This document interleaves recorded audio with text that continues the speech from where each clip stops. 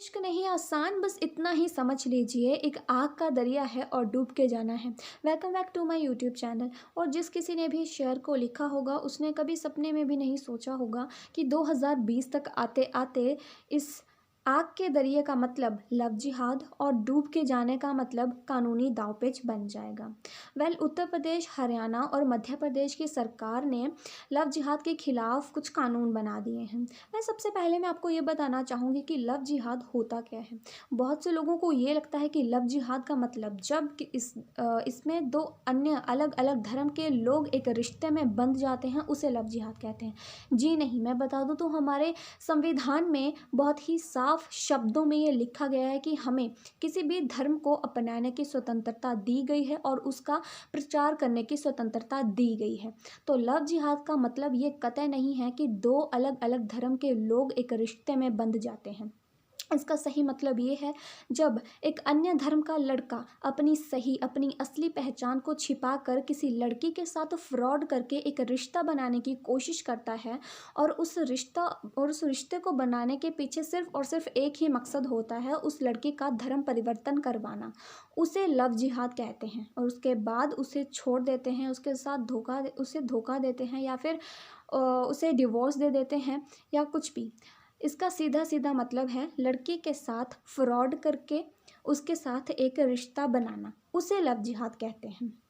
मैं आपको बताऊं कि गवर्नमेंट ने बहुत ही लॉ निकाले हैं इसके अगेंस्ट, लव जिहाद के अगेंस्ट, जिसमें उन्होंने कहा है कि अगर लड़का लड़की के साथ फ्रॉड करके ज़ोर ज़बरदस्ती करके उससे शादी करता है तो उसे सीधे सीधे 5 से 10 साल की सज़ा हो जाएगी और उसमें कोई बेल नहीं होगी, प्लस उसे 50,000 का जुर्माना पड़ जाएगा। और अगर लड़की किसी सामान्य वर्ग से बिलोंग करती है तो उसे 3 से 5 साल की सज़ा होगी, और अगर लड़की नाबालिग है तो उसे सीधे 10 साल की सज़ा होगी, इसमें भी उसे बेल नहीं मिलेगी। कुछ इस तरह के कानून इन गवर्नमेंट ने बना दिए हैं। हमारे कॉन्स्टिट्यूशन में ये बहुत ही साफ शब्दों में लिखा गया है कि हमें आज़ादी की स्वतंत्रता दी गई है, हम किसी भी धर्म को अपना सकते हैं, किसी भी धर्म का प्रचार कर सकते हैं। फिर लोग ये पूछ रहे हैं कि अब लव जिहाद के लिए ये अलग से कानून क्यों बनाए जा रहे हैं। मैं आपको बताऊं कि इंडिया में ऐसे बहुत से केसेस देखने को मिले हैं जहां पर एक लड़की के साथ रिश्ता लड़के, अलग धर्म के लड़के इसलिए बनाते हैं ताकि वो उसका धर्म परिवर्तन करवा दें, और जब उस लड़के को इस बात के बारे में पता चलता है तो वो उस रिश्ते को ख़त्म करने की कोशिश करती है, इस रिश्ते से बाहर निकलने की कोशिश करती है। लेकिन जैसे ही वो इस कोशिश को करती है तो उस लड़की की जान वो लड़के ले लेते हैं। बहुत सी वीडियोस अब देखिएगा कहीं भी तो आपको बहुत से ऐसे केसेस देखने को मिलेंगे, सुनने को मिलेंगे, और ये रियलिटी है।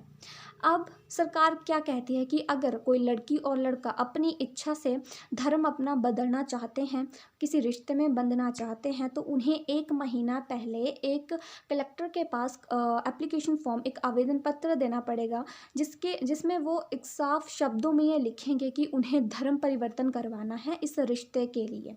तभी जाकर उनकी शादी को मान्य किया जाएगा, वरना उनकी शादी को रद्द कर दिया जाएगा।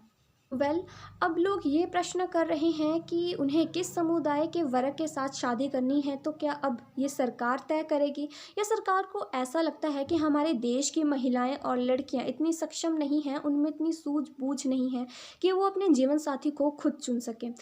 आप इसके बारे में क्या सोचते हैं? क्या आपको लगता है कि गवर्नमेंट ने ये जो लॉ बनाए हैं ये बनाकर उन्होंने सही किया है या नहीं? आप इसके बारे में क्या सोचते हैं कमेंट सेक्शन में ज़रूर बताइएगा। एंड प्लीज़ प्लीज़ अपने घर की लड़कियों को और अपने घर की महिलाओं को इसके बारे में अवेयर ज़रूर कीजिएगा, ताकि वो इस तरह के इंसिडेंट से बची रहें। एंड इस इन्फॉर्मेशन को, इस वीडियो को शेयर करना बिल्कुल भी मत भूलिएगा। Thank you so much.